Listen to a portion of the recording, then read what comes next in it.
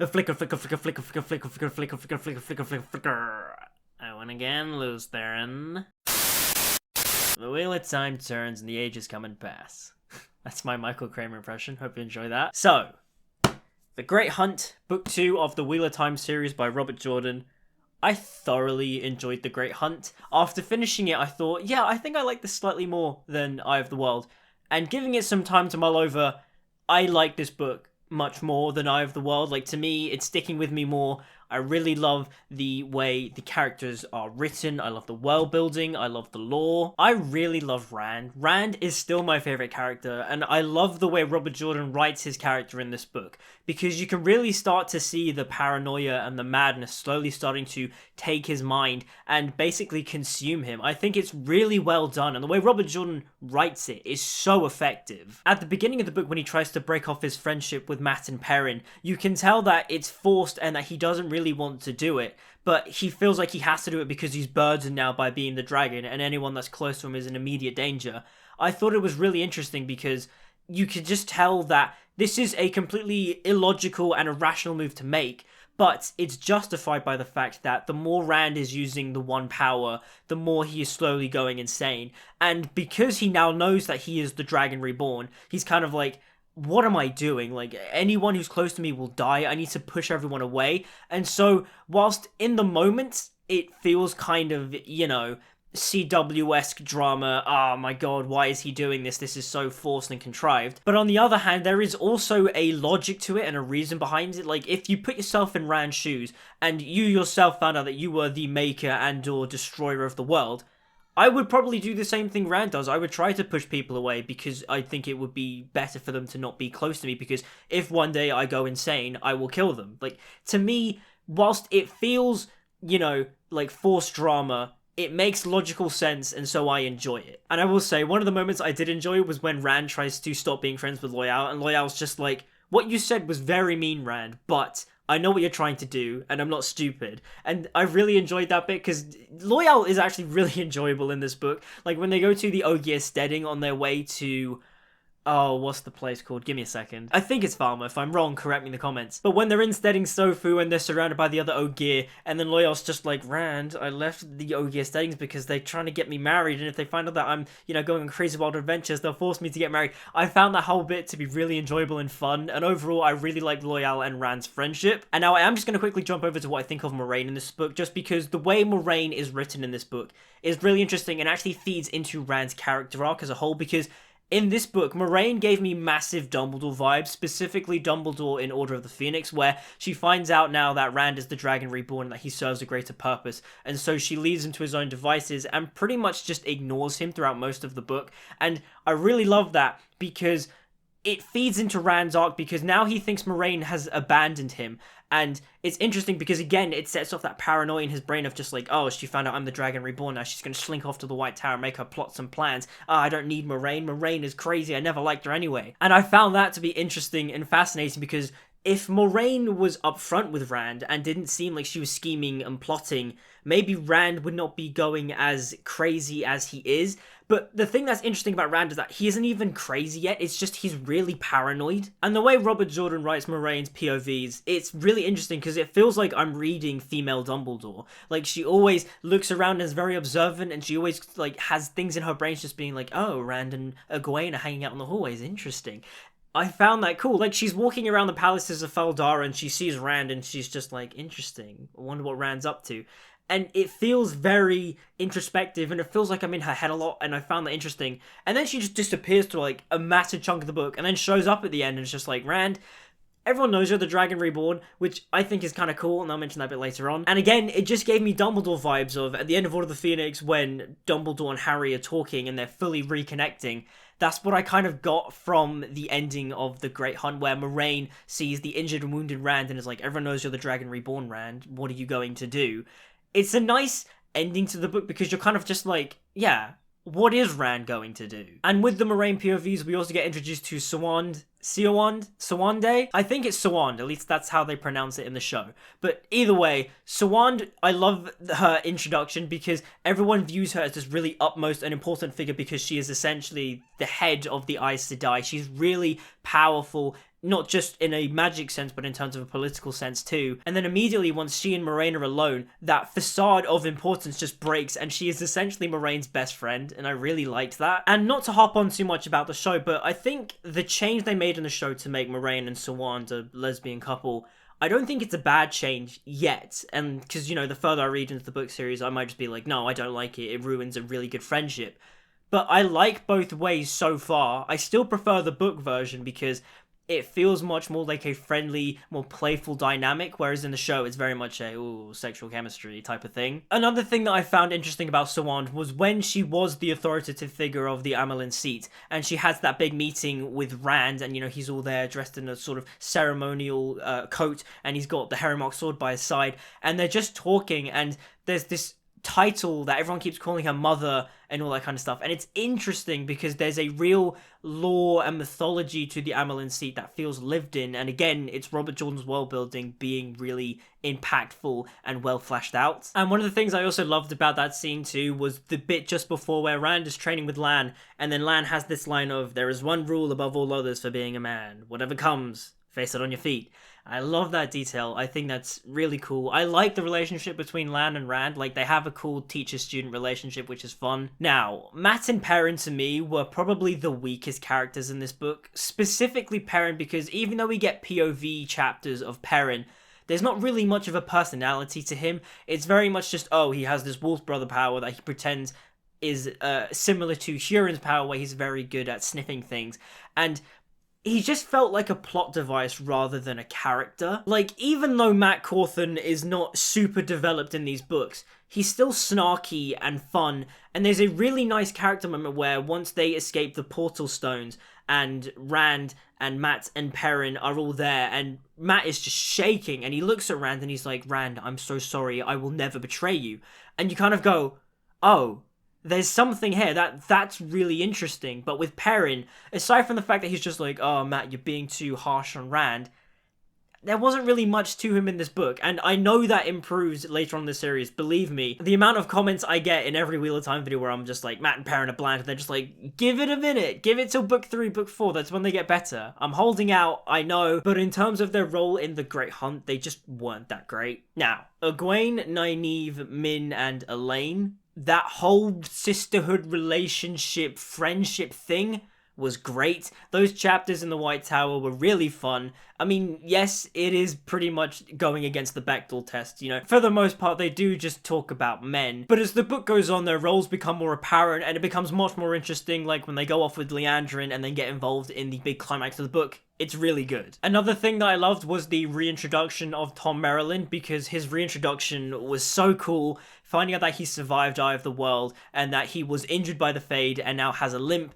but not only that, he's a successful showman, but also he has a girlfriend, was really cool. Like when he meets up with Rand, and Rand is just so happy. He's like, "Oh my god, Tom, you're alive. We thought you died." And Tom's just like, you know, I'm fine. I'm cool. I'm Tom Merrilin. And then Rand starts telling him about the hunt for the horn, and then Tom's just like, "Rand, no, I'm good. I don't want to be involved." And then they re-meet Tom later on in the party during that big heist sequence, and again, Tom's just like, "Rand, what are you doing here? Like, no, I don't want to be involved." But then Tom's next chapter, which is actually written from his POV, where he finds that his girlfriend has been murdered, and he just goes after the men that killed her and just utterly and brutally kills them, was so great. I mean, not only did it show that Tom Merrilin is a badass, but I love the detail of him just being like, "This Rand al'Thor, I hate this kid. Everywhere he goes around me, bad things happen. Like, you know, my leg got ruined and now my girlfriend is dead. I don't care if this kid is doing this on purpose.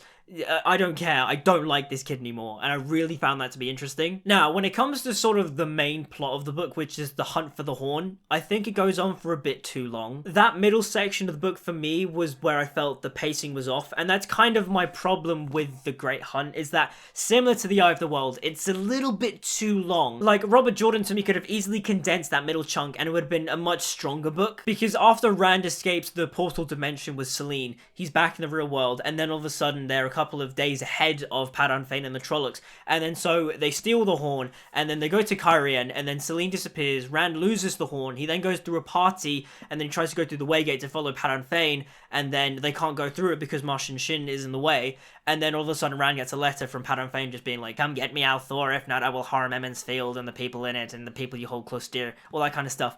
And to me, I was like, we don't need all of this. We could really just, shorten this down, especially the chapter with the fire. Like, again, it wasn't necessary for the story to me. And I had a similar feeling towards the chapter that is about the coastal town that is invaded by the Shonshen, just because, whilst I understand it's good world building about the Shonshen and how they operate and how evil and vicious they are, the chapter isn't really that effective. Like, I kind of get why it's there, just so it doesn't feel like the Shonshen come out of nowhere, but the whole chapter dedicated to it, like, none of the characters in that section ever reappear in the later bit of the book, so it's kind of like, maybe if Jordan hinted at the Shonshen throughout the novel, and then we finally pay that off by them getting kidnapped by the Shonshen, Egwene, Nynaeve, Elaine, all that kind of stuff, that part of the subplot was foreshadowed more, I think it would have worked a bit better, but just that whole chapter dedicated to the village being attacked by the Shonshen I felt was unnecessary. Especially since later on in the novel, once Elaine, Egwene, Nynaeve, and Min get captured by the Shonshen, and we see how they operate with the what is it called? They have weird names. The Damani and the Suldam and the differences between it, where one of them is wearing the collar, and then that basically forces the person wearing the collar to do whatever the person who is holding the leash of the collar to do as they bid, which was interesting world building and lore, and was well established when it was established. I just feel like our introduction to the Shonshen wasn't entirely necessary in the middle bit of the book. Now, I will admit, whilst I was listening to the audiobook of The Great Hunt, I did get stuck in a little bit of a loop during the Portal Stone sequence where Rand first meets Selene. I did get stuck on that chapter for a bit. There was like a week or two where I was just listening to those like 3 chapters in sequence, and I was kind of like, okay, yeah, maybe this pacing's a little bit long. But again, that's my fault just because I kept falling asleep before the chapter fully ended, so I couldn't progress further into the novel. And so maybe that is why I feel like the pacing of this book is a little bit long, but I don't know. I think a reread would be helpful for me to fully understand how I actually feel about the pacing of the book. That being said, I loved the third act, the climax of this book. I thought it was so cool. Liandrin, the head of the Red Arja, I loved. She was such a little shit, and she was so great. Her betraying Egwene, Nynaeve, Min, and Elaine to the Shonshen was really well foreshadowed, since the prologue of The Great Hunt was essentially a meeting between the Dark One and the Dark Friends, and Liandrin's there, and you're kind of thinking, okay, so Liandrin is an Aes Sedai of the Red Archer, so she's probably there as like a spy. But then, as you get to the end of the book, you find out, no, she is part of the Black Archer. She is a Dark Friend, a servant of the Dark One. And it's really well foreshadowed, and it's a good misdirect. And because of that, her betrayal is just really effective. Like, I thought that was really good writing from Robert Jordan's part. Especially since it just shows that not all of the Aes Sedai are good. Like, although we know that Moraine and the other Aes Sedai are questionable, especially the Red Archer, because they are so man-hating, it's interesting when you actually find out that, no, the Aes Sedai aren't just the representation of, light and good. They actually can be seduced by the Dark One and be on the side of Baalzamon. Now, there is something weird I do find about the climax of the book, and that is Rand's fight with the Blade Master, just because it felt, I don't know, disingenuous to me that Rand could beat the Blade Master. Like, I have watched Daniel Green's review of The Great Hunt, and he basically justifies it as Rand, during the Portal Stone sequence, was essentially living all these different lives. There's one life where he was a soldier of Camelin, I think. Yeah, because he's one of Elaine's soldiers. And then there's another one where he is like a farmer, and he's married to Egwene back in the Two Rivers. And he basically justifies Rand being able to beat the Blade Master because he's lived all these lives so many times. And so, whilst I can see that as a valid reason as to why Rand beats the Blade Master, just seeing it play in motion, it just kind of felt like, yeah, Rand, who is this novice swordsman, just beat this Blade Master. And it very much felt like, oh yeah, he has to beat the Blade Master because he's the hero of the book and he can't die yet. Now, the moment where Mat blows the Horn of Valor and all the heroes of old join the side of the light, it's pretty cool, especially like when Arthur Hawkwing shows up. I love the way Michael Kramer says Arthur Hawkwing. Arthur Hawkwing. Like, it's really cool. I really enjoy that. Though I will say, it did leave me with the question of, can they blow the Horn of Valor again, or is it just a one-time use? Like, is this like Aragorn relinquishing the army of the dead from their oaths and that's it, he can't use them again? Or is this a thing where down the line they will reuse the Horn of Valor and resummon Arthur Hawkwing once again? And speaking of Arthur Hawkwing, I like how he is just King Arthur, because I think this is the book that reveals that the Wheel of Time world is our world just thousands and thousands and thousands and thousands of years in the future. through the various turning of the wheels, our world has now reverted back to a Renaissance era full of magic. And so characters like Arthur Hawkwing is just King Arthur with his sword Justice, which is Excalibur. I found that to be pretty cool. Now, the big final battle of the book, which is Rand fighting Ba'alzamon in the sky, is really cool to me. I think it sounds cool. I've seen various reviews just be like, it's a bit out of place, I don't see how that would happen. I kind of imagine it like it's the fight at the end of The Matrix Reloaded, where it's just Rand and Ba'alzamon in the sky, and they're kind of just flying around, just like clashing swords, and there's fire and sparks. I can imagine this being a really cool action set piece in a good adaptation of The Wheel of Time. Imagine like Ba'alzamon and Rand on like clouds, and it's like raining, and there's lightning and stuff.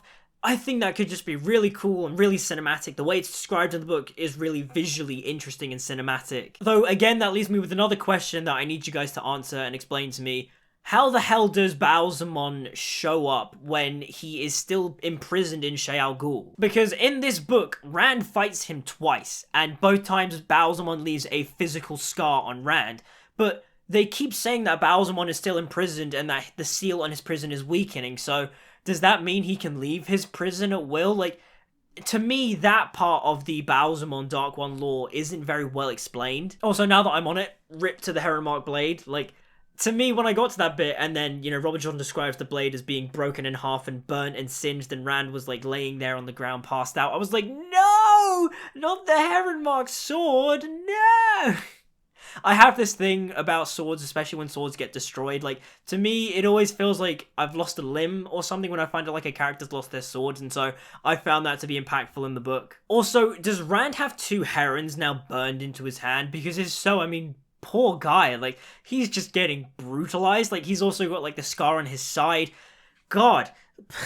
Rand cannot catch a break, and I can't wait to see his journey throughout the rest of the book series, because I'm guessing he's going to go very, very crazy. And that's the thing too, by the time the book was wrapping up, it made me want to read the next book because I was fully invested in Rand's story, but not only that, the foreshadowing that Robert Jordan is, giving to the audience is interesting. Because when Min finds Rand on the ground, she has this big monologue about the future and how she is eventually going to fall in love with Rand, and that there are going to be 3 other women married to Rand, and that it's going to be really interesting because Min herself doesn't like the idea that he's going to marry 3 other women, but she loves Rand but doesn't want to be his side thing, and I think that's really interesting. And that in itself makes me curious, like, how does Rand marry these 3 other women? How is Min involved? Which one does Rand love more? But also, now that Rand has been publicly revealed to the world that he is the Dragon Reborn, how is he going to deal with that? Is he going to get assassinated? Is he going to get challenged all the time?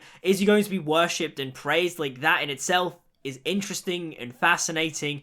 And overall, The Great Hunt is a good sequel. It's a really good fantasy adventure. It's really solid, and it definitely made me want to continue reading the Wheel of Time series moving forwards. So, that is my thoughts on The Great Hunt by Robert Jordan. I thoroughly enjoyed this book. But what did you guys think about The Great Hunt? Let me know in the comments down below. Do you guys love this one? Is this your favorite one? Is the best of the series yet to come? Again, let me know in the comments down below. Like, subscribe, follow me on social media, all that good stuff. And until we meet again, I'll see you guys next time.